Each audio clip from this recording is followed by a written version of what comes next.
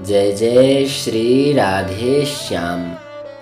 हमने पूर्व प्रसंग में श्रवण किया कि कलयुग के प्रभाव से वैदिक धर्म एवं भक्ति ज्ञान विराग आदि को विलुप्त होते देखकर भगवान ने अपने प्रिय वाहन श्री गरुड़ जी एवं प्रिय पार्षद श्री विश्वक्सेन जी को आज्ञा दी कि आप लोग भूतल में अवतार धारण कर हमारी भक्ति गंगा की पवित्र धारा को समस्त लोगों के हृदय में बहाकर कलयुग जनित पाप और तापों का निवारण कर समस्त प्राणियों को परमानंद प्रदान करे। तब प्रभु की आज्ञा को शिरोधार्य कर दोनों ही महानुभाव पांड्य देश में कलयुग के 13 वर्ष बीतने पर अवतीर्ण हुए थे। उनमें से श्री विश्वक्सेन जी कुरुकापुरी नामक क्षेत्र में सठकोप जी के रूप में अवतीर्ण हुए और श्री गरुड़ जी तिरुक्कोलूर नामक स्थान में चैत्र मास की पूर्णिमा को मेष की संक्रांति में चित्रा नक्षत्र में एक सामवेदी ब्राह्मण कुल में प्रकट हुए। ये अत्यंत अल्पावस्था में ही सभी शास्त्रों का पूर्ण अभ्यास करके अत्यंत मधुर काव्य की रचना करने लगे थे, अतः ये मधुर कवि नाम से विख्यात हुए। एक दिन इनके मन में विचार आया कि प्रेमा भक्ति और तत्वबोध के बिना विद्या किसी काम की नहीं। शास्त्राध्ययन का फल है कि परा विद्या को जान सकें, अतएव अध्यात्म विद्या प्राप्ति के लिए किसी सत आचार्य की खोज करनी चाहिए।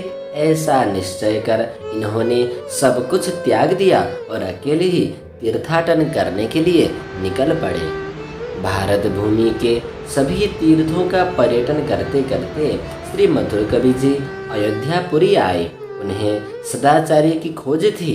एक दिन रात्रि के समय वे कुछ चिंतित से होकर बाहर घूम रहे थे तो उन्होंने एकाएक दक्षिण दिशा की ओर देखा। वहां परम दिव्य तेज दिखाई पड़ा। उस तेज के संबंध में अनेक संकल्प विकल्प करने के पश्चात मधुर कवि जी ने यह निश्चय किया कि इसका पता लगाना चाहिए।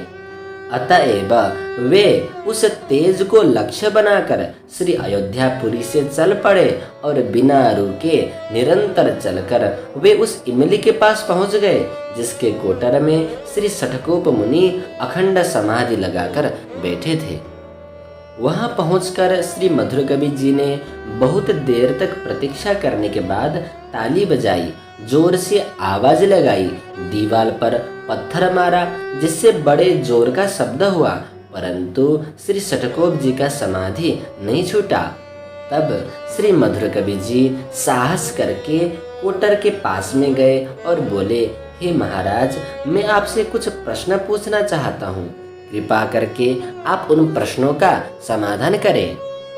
श्री सठकोप जी की समाधि नहीं टूटी थी, फिर भी इनकी प्रश्नोत्कंठा को समाधि के द्वारा जानकर उन्होंने अपनी समाधि खोली। तब श्री सठकोप जी को सचेत जानकर श्री मधुर कवि जी ने 5 प्रश्न पूछे। पहला, मैं कौन हूँ? दूसरा, ईश्वर कौन है? तीसरा, ईश्वर से मिलने का क्या उपाय है? चौथा, ईश्वर से मिलने में विरोधी कौन है?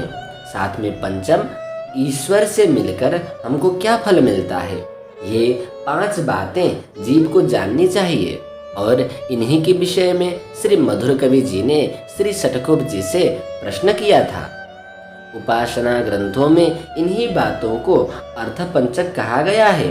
संपूर्ण वेद शास्त्र पुराण इतिहास इसी अर्थपंचक का ही कभी विस्तार से और कभी संक्षेप से वर्णन किया करते हैं। श्री मधुर कवि जी के द्वारा इस प्रकार 5 प्रश्नों के पूछे जाने पर उन प्रश्नों का उत्तर देने के लिए श्री सठकोप मुनि जी ने एक सहस्र श्लोक वाले सहस्र गीति का उपदेश दिया, जो दक्षिण के वैष्णव समाज में वेद तुल्य सम्माननीय है। श्री मधुर कवि जी ने जब श्री सठकोप जी के मुखारविंद से सहस्र गीति का उपदेश श्रवण किया तब वे अत्यंत प्रसन्न हो गए और उन्होंने अपने गुरु को पहचान लिया और श्री सठकोप जी ने भी अपने शिष्य को प्राप्त कर लिया जिसकी इन्हें बहुत दिनों से प्रतीक्षा थी। दोनों ही अपने गुरु शिष्यों को प्राप्त कर पूर्ण मनोरथ हुए। जय जय श्री राधे श्याम।